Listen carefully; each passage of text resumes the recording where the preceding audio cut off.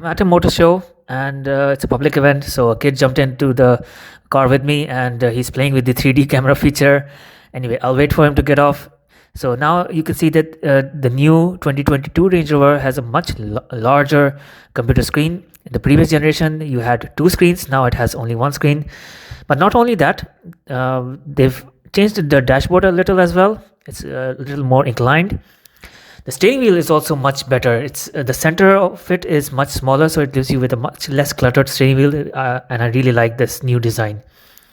Overall, you have some buttons and knobs here at the bottom, and here you have the gear stick with some buttons, and of course the wood panel covering the cup holders.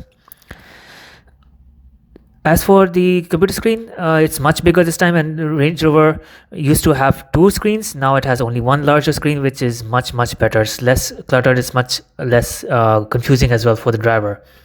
So one was designed for the navigation, one was assigned for the multimedia and climate control. So now having one screen is just better.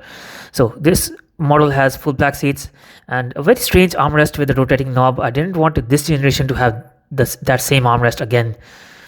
Sunroof is also there. That's a nice feature. And this rear view mirror is actually a screen connected to a camera, so you get a very clear view of the rear if you need to reverse. And of course the 3D camera feature helps as well. So the interior is pretty nice, leather, wood everywhere. Unfortunately there's too much sunlight here for me to show it to you properly, but I do have something else for you as well. So let's take a step outside and let me show you the exterior. Unfortunately, the exterior is a little underwhelming. So this is the rear of another Range Rover that's here. I was inside a golden one. This is a white one. They've redesigned the rear and it has now vertical tail lights. This is the one I was in. This stall is the most crowded one. So it's very hard for me to get a good angle of the Range Rover. Now, speaking of the Range Rover, this is the front end and it's the same as the previous generation. How am I going to spot the difference between this and the previous one? It is the same, except for the rear tail lights. The front end is the same. It's just a little sleeker.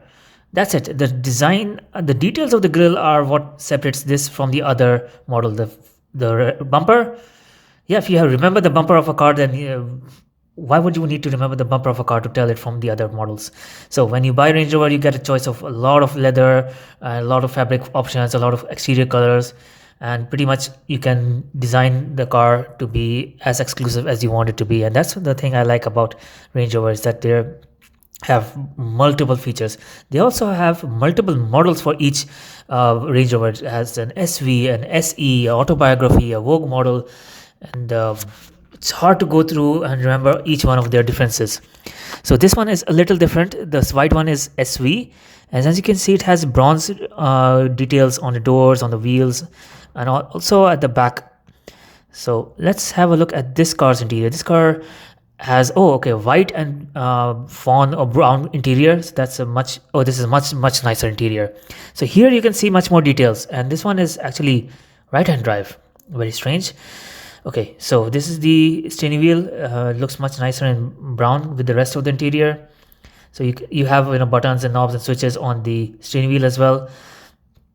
Plus, let's have a look at the rest of the interior. Okay, so it has flappy pedals as well. I think the other model also did.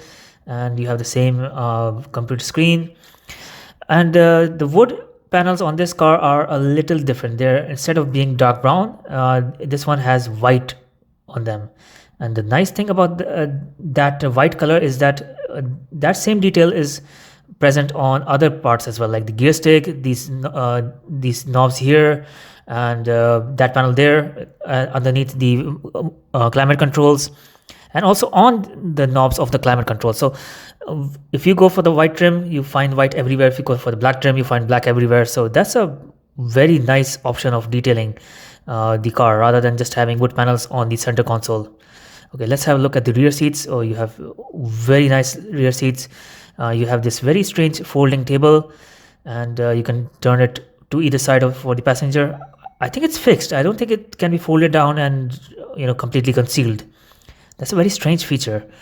Anyway, you have I'm sure some storage space here, place for your phone where you can charge it, and of course for the rear passengers there's a computer screen as well. They can adjust the climate control and everything here, and of course they can even adjust the tightness and the firmness of each part of this the seat. Look at that, the side parts, the mid part, the mid part, upper neck part, it's all there. You have also a very big screen here. You can connect with HDMI or Wi-Fi. You can watch movies while you're on the go. So yes, this one is in Arabic. You can change it to English if you want to, of course.